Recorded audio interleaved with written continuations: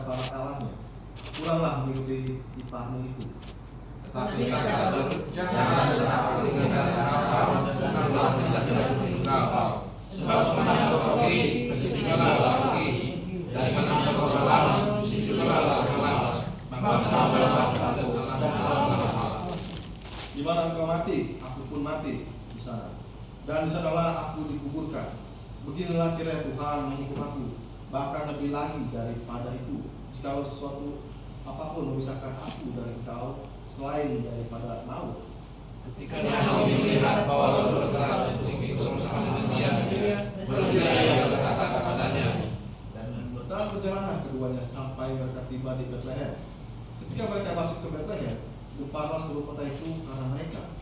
Dan perempuan-perempuan berkata, Naomi kah itu? Tetapi ia berkata kepada mereka, janganlah sebutkan Naomi, sebutkanlah Gembala, sebab Dia Maha Kuasa Allah menyadarkan mereka kepadaku. Dengan tangan yang penuh aku, tetapi dengan tangan yang kosong Tuhan memulangkan aku. Mengapakah kamu menyebutkan aku Naomi? Karena Tuhan telah naik saksi menentang aku, dan Yang Maha Kuasa telah menentangkan malapetaka kepadaku. Demikianlah Naomi pulang bersama-sama dengan perempuan Moab itu, menantunya dalam bagian Moab, dan sampai pada Betlehem pada perempuan sisi menuju Betlehem. Jadi kita tadi baru saja belajar membaca tentang kisahnya Ruth. Kita berfokus pada Ruth. Di sini diceritakan ada satu keluarga. Keluarga ini berasal dari Betlehem. Namanya Elimelek dan Naomi. Mereka punya dua anak laki-laki. Ini sekilas taliknya seperti itu. Karena adanya kelaparan di negerinya, akhirnya mereka merantau ke negeri sebelah. Nama negerinya itu negeri orang Moab. Moab itu kalau kita selidiki di Alkitab, itu adalah keturunan dari Lot. Jadi ini adalah anak dari Lot, Moab ini. Ada satu lagi Amon. Akhirnya mereka ke negeri orang Moab. Dan di sana istrinya meninggal. Suaminya meninggal, Elimelek itu meninggal. Nah, anak mereka ini ada dua tadi namanya, siapa? Mahlon dan Kilion. Elimelek ini memberikan nama kepada anaknya ini yang begitu buruk. Kalau kita lihat di Google, kita searching nama kedua ini namanya nama yang kurang baik. Entah itu sakit-sakitan, entah itu waktu muda. Itu artinya kita tidak tahu seberapa pengetahuan tentang kebenaran dari orang tua, tetapi menggambarkan bahwa ini orang yang kurang beres seperti itu. Kalau dilihat, wah ini kok menamakan anak itu kurang bagus gitu. Saya tadi dinamakan anugerah gitu kan, ini berarti anugerah orang tua saya. Misalkan ya masing-masing di sini lah diberikan nama oleh orang tua itu sesuatu yang baik. Orang tua itu menginginkan anaknya ini menjadi anak yang hebat. Kalau bisa aja Raja Caesar gitu. Oh, anaknya namanya Kaisar gitu. Benar Pak ya? Itu adalah doa untuk anak gitu.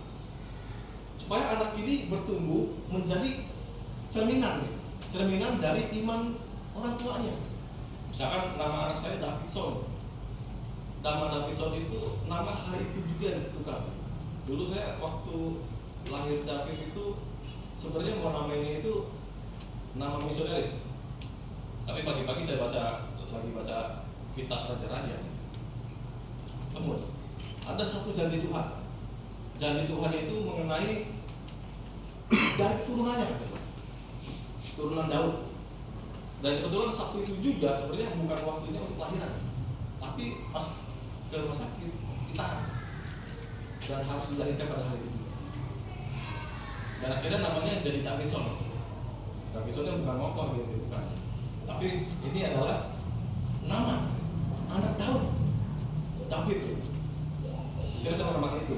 Untuk apa? Untuk selalu mengingat anak ini namanya Davidson. Melalui keturunan Daud ada juru selamat yang dilahirkan.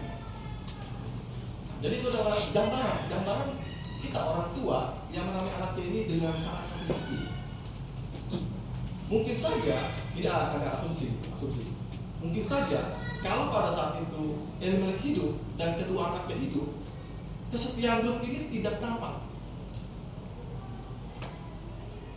Nah, jadi mereka ini harus hilang dulu. Barulah kesetiaan Rut ini timbul dan dapat terlihat oleh orang lain.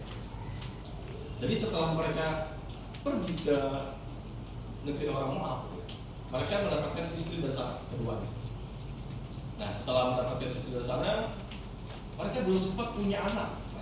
Berarti ini sebenarnya kisahnya sangat pendek, kisah yang sangat pendek. Mereka pergi, menikahi, dan akhirnya meninggal. Tidak sempat punya anak.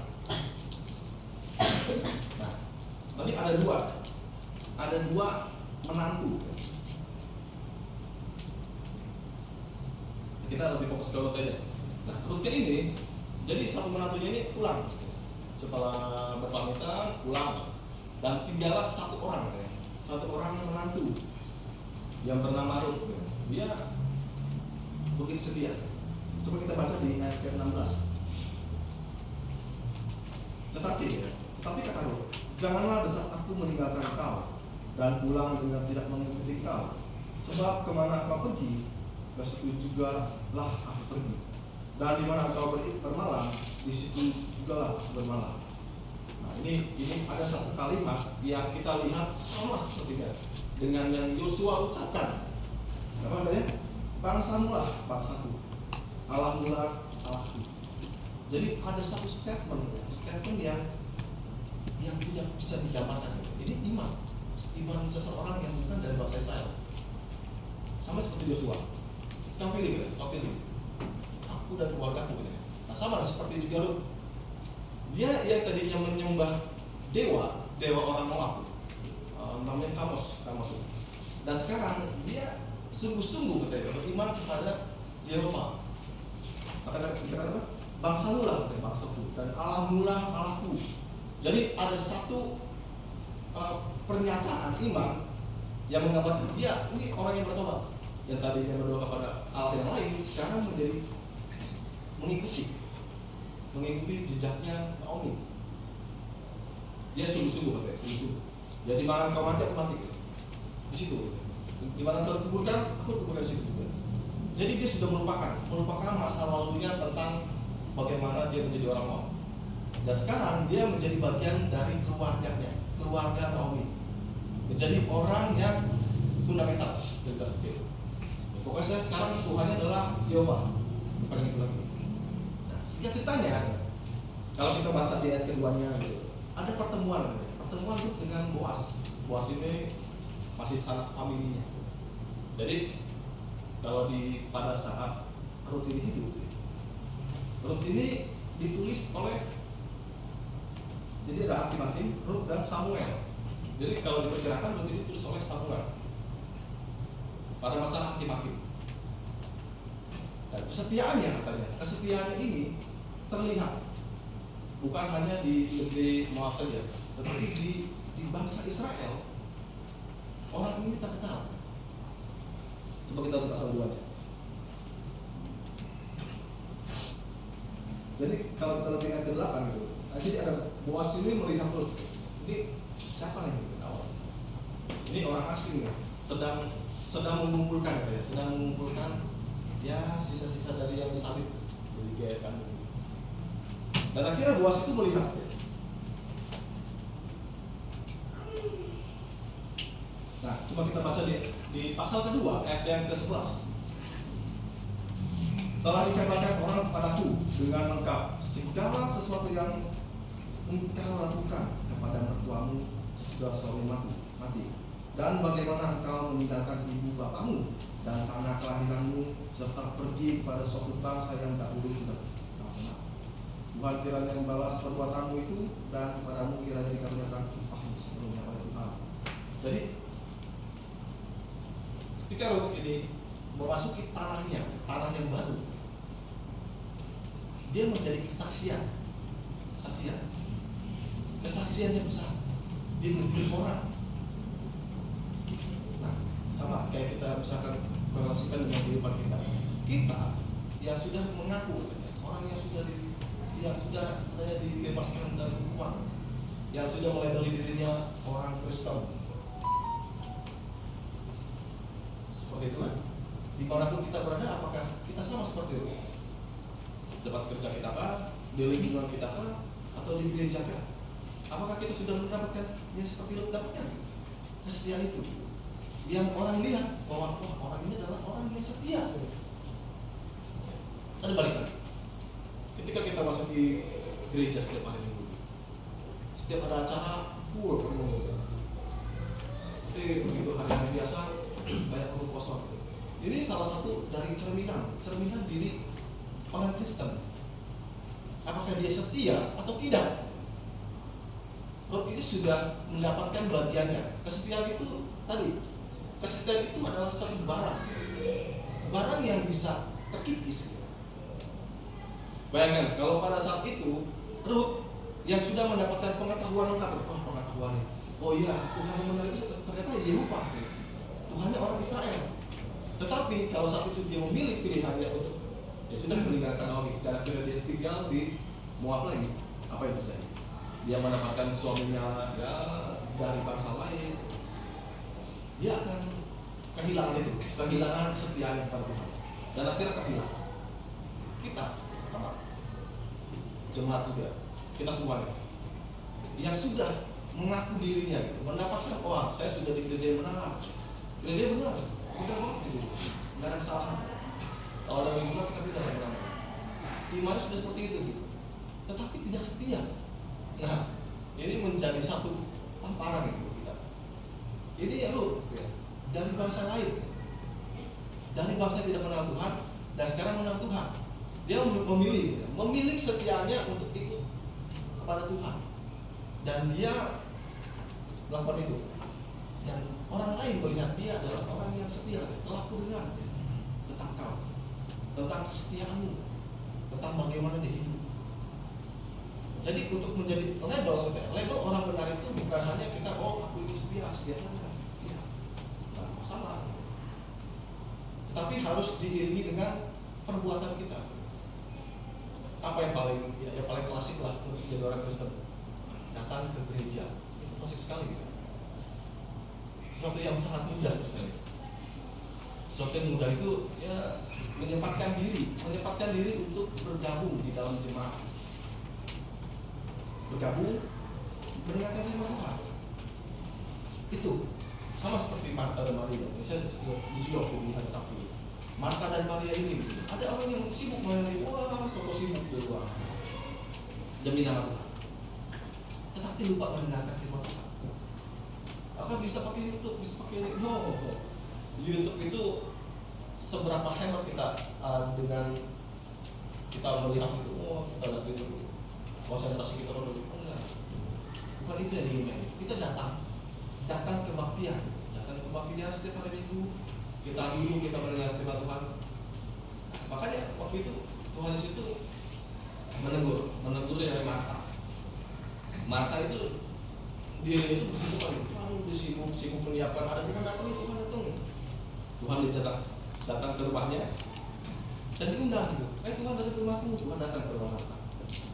Tetapi ketika Tuhan menyampaikan firman Tuhan, Marta sibuk melayani ini itu. Dan akhirnya dia mengeluh sendiri. Tuhan, saya sibuk nih. Tolong suruh dong si Marianya dong ikut bantu. Apa yang Tuhan bilang? Tuhan bilang ini Maria, bantu coba Marta. Bukan begitu. Malah Tuhan sindir ya. Marta. Kita menyembuhkan dirimu.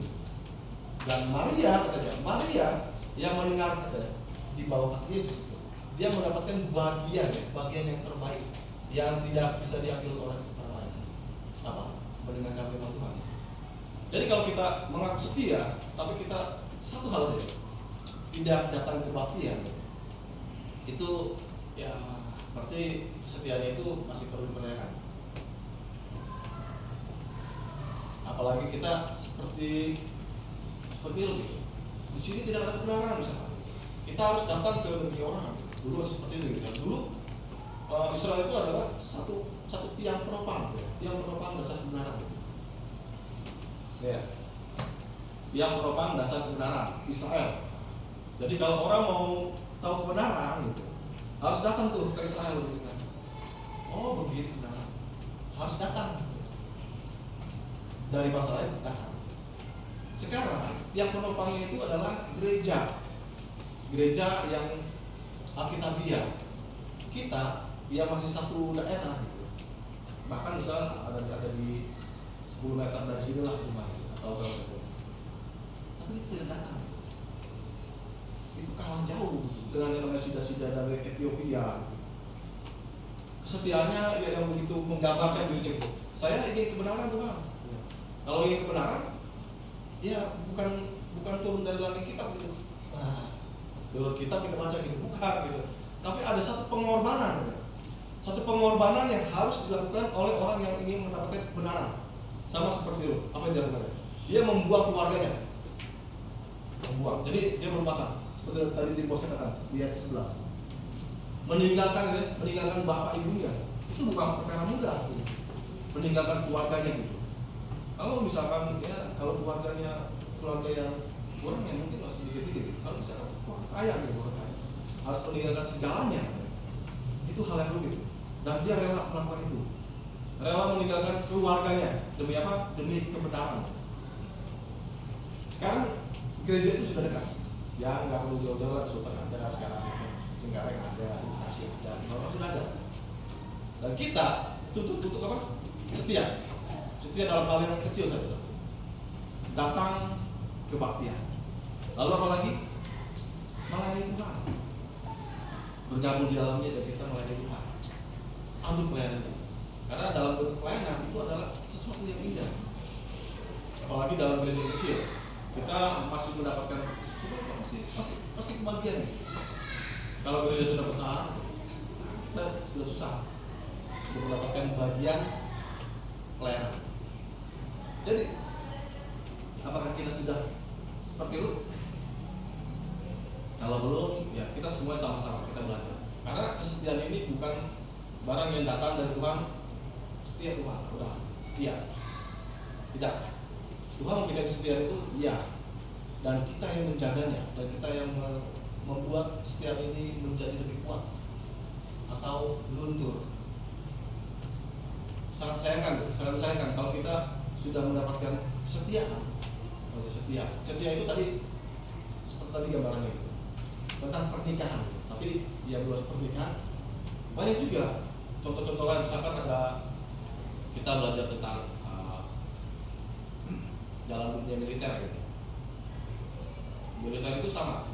Dia setia. Prajurit itu harus setia dengan atasannya. Apapun yang prajurit diperintahkan oleh atasannya itu sudah bukan. Kalau lagi kondisi perang, mau disuruh maju, ya maju. Gak bisa itu, gak bisa. Maju. Suruh mundur ya mundur, suruh nyemplung. Itu kesetiaannya. Dan makanya prajurit itu kebanyakan setelah mereka pensiun, mereka melakukan hal-hal yang rutinitasnya itu disiplin. Karena hal yang sudah dilakukan dari sejak kecil, dididik di tata-tata, dan dia mendapatkan satu hal yang baik, disiplin. Nah, kesetiaan itu juga perlu adanya disiplin dalam hidup. Ada sesuatu itu jemaat, itu salah satu yang paling utama sekali. Dan semuanya harus belajar juga. Kita belajar seperti itu tadi. Kita tidak belajar seperti Pamela, kita belajar seperti Ruth dulu. Di mana dia membuang semuanya dan akhirnya dia memilih satu, yaitu Tuhan. Karena kesetiaan itu ada timbal baliknya. Kita setia akan ada buahnya, seperti Ruth tadi. Nah, kalau kita baca lagi di ayat ketiga dan keempatnya, Ruth ini karena kesetiaannya, Ruth ini orang yang setia. Dan dia ketiganya, akhirnya dia tahu bahwa ini adalah orang terdekatnya, orang terdekat dari keluarga Naomi. Dia yang harus menjadi penembusnya. Pada masa ini, kalau belajar dari adat istiadat Yahudi, misalkan ada satu keluarga punya laki-laki tiga laki-laki, anak pertama menikahi perempuan misalkan. Kalau anak laki-laki pertama yang meninggal, dia harus ditebus oleh anak keduanya untuk menikahinya. Kalau meninggal lagi, anak ketiga harus menikahinya. Seperti itu, sampai dia punya garis keturunan. Nah, ini masalahnya seperti itu. Kalau semua keturunannya habis, nggak sepupunya. Nah, Boas ini orang yang terdekat yang harus menebus. Ya. Tapi Boas tahu bahwa ada orang yang lebih dekat lagi, orang yang lebih dekat daripada Boas. Dan dia menawarkan, ya itu dulu. Mau nebus gak nih? Mau nebus gak? Kalau nggak nebus, saya nebus. Jadi akhirnya dikasih tanya orang yang saudara itu nggak mau nebus, dan akhirnya Boas yang menebusnya. Jadi buah yang manis itu. Karena kesetiaannya, karena kesetiaan dari seorang Rut yang sudah tersiar namanya di mana-mana. Akhirnya apa? Akhirnya Boas ini mengumpulkan ketua-ketuanya di pintu gerbang, depan pintu gerbang. Akhirnya berdiskusi. Biasanya kalau istri dari bangsa lain ini biasanya akan ada penolakan. Ngapain dari bangsa lain gitu? Tetapi Boas tetap mengikuti aturannya, taat kepada apa yang sudah menjadi tradisinya, yaitu dia harus menebus. Dia harus tanggung jawab, dan dia bertanggung jawab. Dan apa yang terjadi setelah itu? Kita tahu bahwa Rut namanya tercantum karena kesetiaan Rut dan imannya Boas, dia menghasilkan anak namanya Obed, bapak dari Isai. Isai memiliki anak Daud dari keturunan mereka dari bangsa yang tidak mengenal Tuhan, dipakai Tuhan untuk menjadi jalur Mesias. Coba lihat di dalam Matius. Ya, mungkin semua sudah tahu ya, Matius ya. Matius pasal pertama itu ada